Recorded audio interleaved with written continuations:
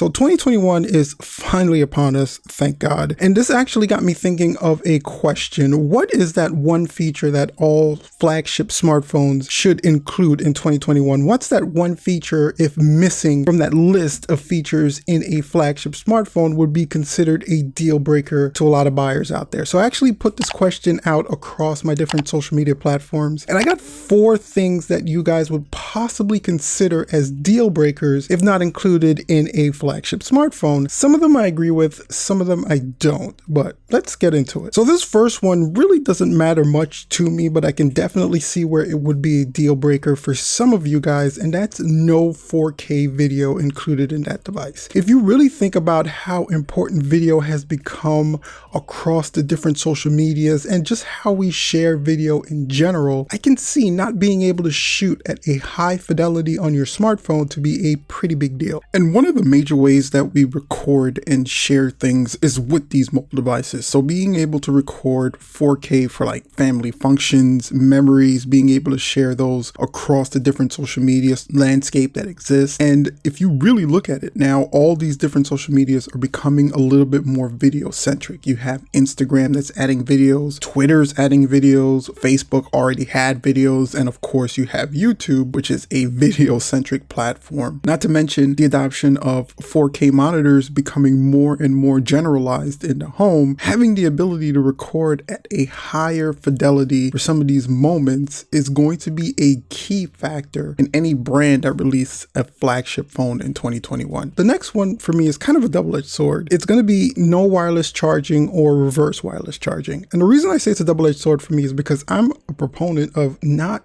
caring about wireless charging. For some weird reason, it's a big deal to a lot of people. For me, it's still just putting your phone in a certain spot in order to have it charged. Why not just plug the wire in? Sometimes it's a little bit faster, but I can definitely see people wanting the convenience of wireless charging.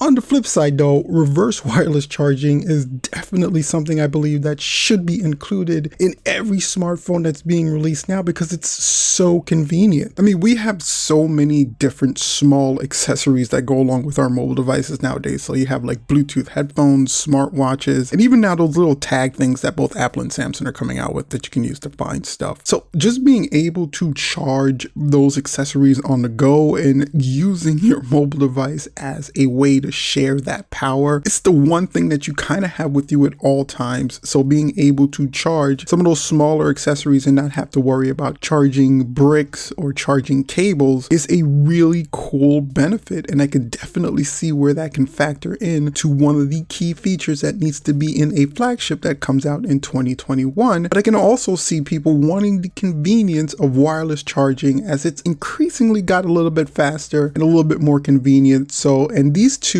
usually go hand in hand. So I definitely think that no wireless charging and reverse wireless charging can be a big deal breaker for people in 2021. Now, the next one I can definitely see being a sticking point for a lot of people buying a phone in 2021. And ironically, it only applies to Android phones because this is something that Apple does perfectly and something that Android definitely needs to catch up on, and that's offering update support for older devices for a longer period of time. So right now, Apple's killing it with this. They support their phones for 5 to 6 years worth of updates. That way you don't really have to worry about software or security patches. Your device is going to be running just fine for that time frame. And as of right now, the best guarantee you can get for Android is Google and Samsung that's supporting their higher end flagship phones for about 3 years worth of updates. So Apple's standard is definitely better than Android's standard, but Android is creeping up just a little bit. As of December, Google announced that it's working with Qualcomm to make their chipsets able to accept Android updates for at least 4 generations of operating systems and more security patches after that. And this is going to improve just the overall patching and update system for Android, and in a time where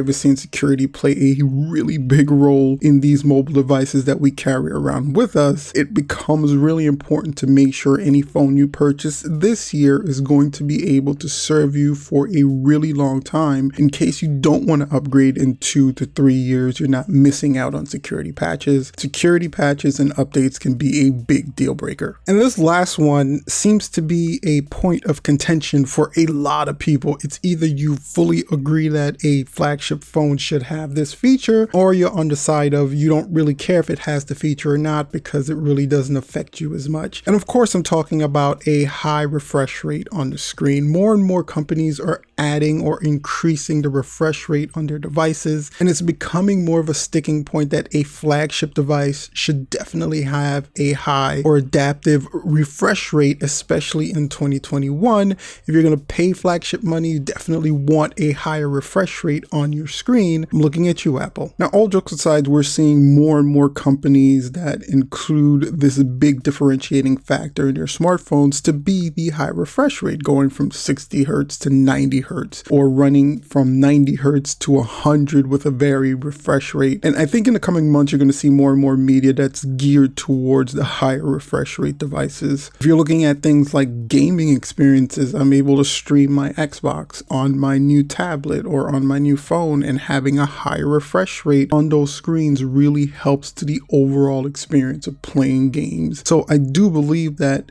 the more money you spend on a flagship device, the more you expect the overall user interface to be speedy and fluid and all those buzzwords about being fast. You want it to be as fast as possible, and definitely having a higher refresh rate on the screen lends to you being able to navigate a little bit faster, going in and out of applications a little bit faster. And as more and more media tend to adopt these new pieces of technology, there are going to be more and more applications and videos and games that really lend themselves to adopting the higher refresh rate. So you definitely want to have it. And in that case, it can definitely be a deal breaker in some cases for people in 2021. So there you have it, folks. The 4 must-have flagship features for 2021 on any of these smartphones that are coming out. What is a deal breaker for you is going to be my question. What's that one feature, if not included in a flagship device, would definitely be a deal breaker? Go ahead and comment in the comment section down below. I would love to know while you're down there. If you enjoyed the video, you know what to do. Go ahead and hit that like button, subscribe, and share the video out because it definitely helps the channel. Thank you so much for checking out the video. Check out some of the other videos. I'm going to throw them up there. And until next time, guys, you know what to do. Make sure to stay safe out there. Until see you next time. Peace out.